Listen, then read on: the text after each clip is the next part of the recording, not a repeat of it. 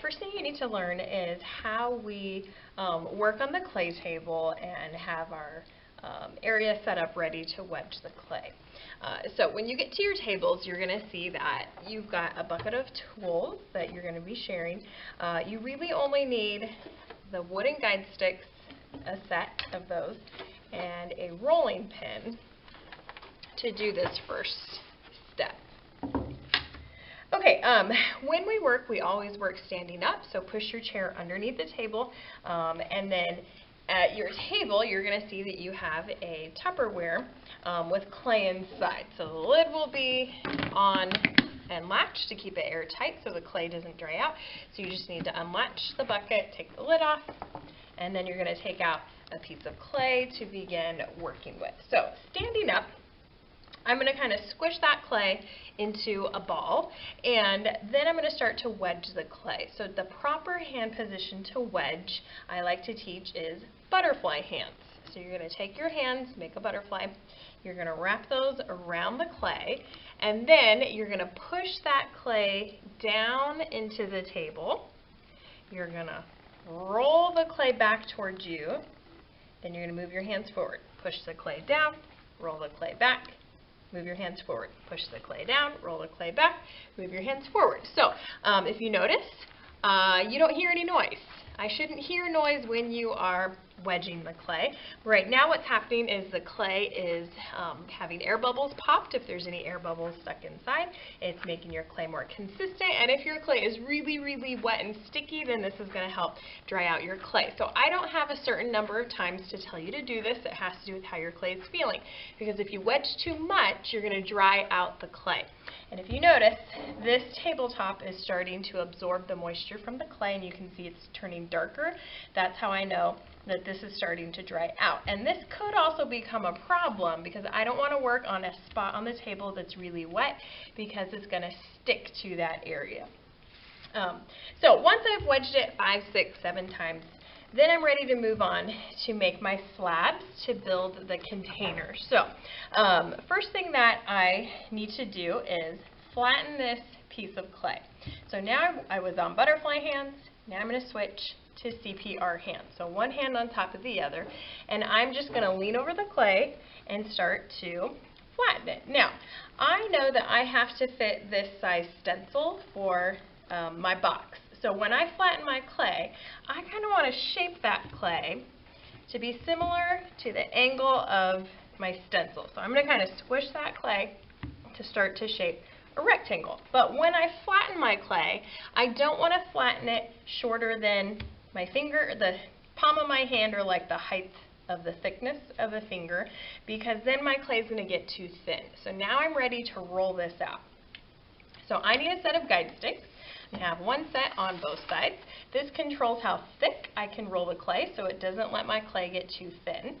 And then I'm going to use this PVC pipe to roll out the clay. So when I do this, I'm going to put my PVC pipe in the middle of the clay, and I'm going to be rolling all the way off the clay, and then I'm going to put the rolling pin in the middle, and I'm going to roll all the way towards me. And now I'm going to check my stencil. So right now my clay is long enough, but it is not wide enough. So I do not want to keep rolling straight up and down because it's just going to get longer and longer, but it's not going to get wide enough. So now what I need to do is turn my clay a quarter turn,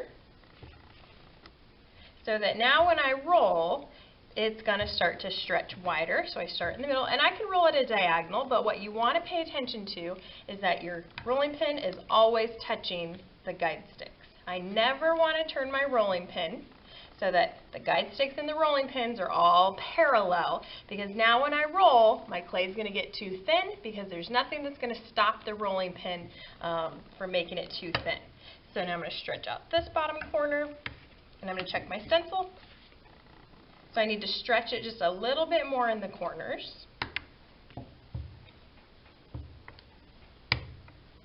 Check my stencil. Okay, that is going to fit. So now I can finish rolling until I reach uniform thickness. So I'm going to roll until my clay does not stretch anymore. Once I think I'm finished, I'm going to roll as hard as I can. If nothing stretches and I truly am done. And then what I want to do is I want to pull this off the table, and I want to look for air bubbles. You'll see just slight little bumps in the surface of the clay if you have an air bubble. Usually your finger can just pop that. So I don't know if you can see it in the video, but there were 2 tiny little air bubbles there that just opened up. Okay, now I'm ready to work with my stencils. So now I'm going to set this stencil on top, and I'm going to cut that out. So I'm going to be using a fettling knife to do the cutting, and I'm going to stand that knife up tall, slide it along my stencil, and this is going to become the bottom piece to your box. Alright, once I have that cut out, I want to protect this piece of clay because when there's a table full of students and tools out, this piece of clay, chances are, is going to get smushed and the shape's going to change. So I like to tell you to get it off the table. So what you're going to do is get your project board. You're going to open up your rag, set that on top of the board. Then you're going to set your slab on top, and then you're going to pull your chair out. Stick it on top of your chair, push your chair back under the table, and now it's protected. Nothing else can accidentally smush that. And I'm just going to keep these pieces to start my next slab of clay. So you'll have 2 stencils at your table. To make a box, you're going to need to cut 3 rectangles and 2 of these smaller ones. The smaller one is becoming, so this is the bottom, this is one of the side walls, 2 of the side walls, and then this stencil will become wall, wall. So you need 3 of these, 2 of these. So I'm going to take my scraps, and I'm going to get a new piece of clay, and I'm going to wedge my scraps together so that I can start to cut out my next stencils.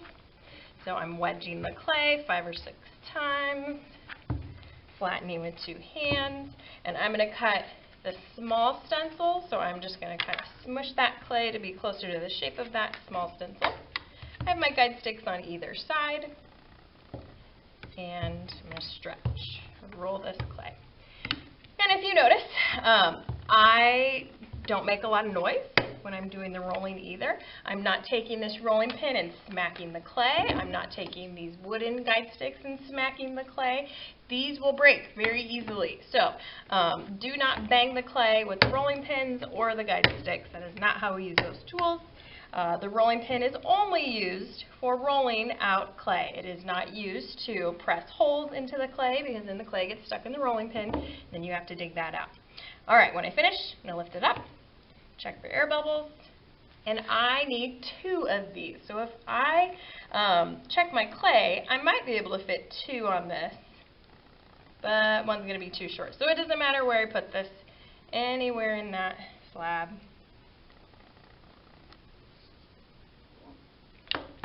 Then I'm going to get this slab off the table, put it on my project board on my chair, push it under the table, and then I'm going to squish up these scraps, get another piece of clay out of my bucket, and I'm going to continue to keep on rolling and cutting. So again, I need 3 pieces from this stencil and 2 pieces from this stencil to build the rest of my box.